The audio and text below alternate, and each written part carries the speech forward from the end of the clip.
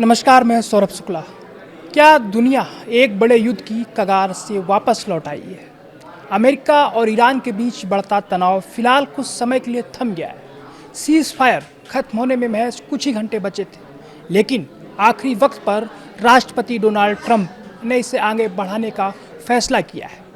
लेकिन इस बार कहानी में एक बड़ा ट्विस्ट है और वो ट्विस्ट है पाकिस्तान। जी हाँ, ट्रंप ने खुद माना है कि उन्होंने यह फैसला पाकिस्तान के आर्मी चीफ आसिम मुनीर और प्रधानमंत्री शहबाज शरीफ के कहने पर लिया है।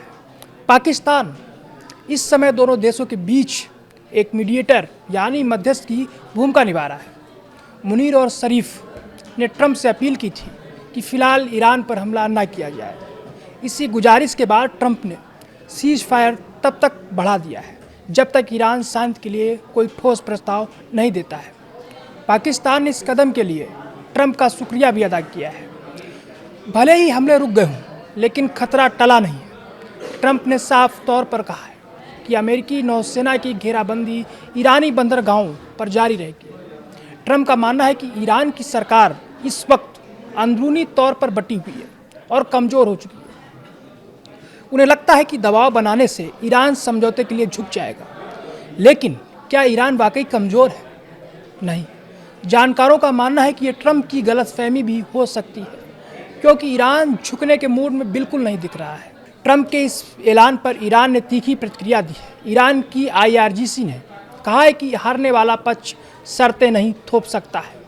ईरान का आरोप है कि ट्रंप का सीज फायर सिर्फ एक चाल है ताकि उन्हें अचानक हमला करने का वक्त मिल सके। ईरान ने साफ कर दिया है बातचीत होगी तो सिर्फ उनकी शर्तों पर, क्योंकि उनका मानना है कि इस जंग में पलड़ा उनका भारी है। अब सवाल ये है कि आगे क्या? 8 अप्रैल को शुरू हुआ ये सीज फायर 22 अप्रैल को ख़त्म होना था, जो अब बढ़ गया है। पहले चर्चा थी कि बातचीत इस्लामाबाद में होने वाली है, लेकिन फिलहाल सस्पेंस बरकरार है क्योंकि डेलीगेशन वहाँ पहुँचा ही नहीं है। पाकिस्तान के PM शहबाज शरीफ को उम्मीद है कि जल्द ही उनके देश में शांति वार्ता का पहला दौर शुरू होगा। क्या पाकिस्तान दुनिया को इस महायुद्ध से बचा पाएगा, या फिर यह सिर्फ तूफान से पहले की शांति है? आपको क्या लगता है? क्या ईरान बातचीत की मेज पर आएगा?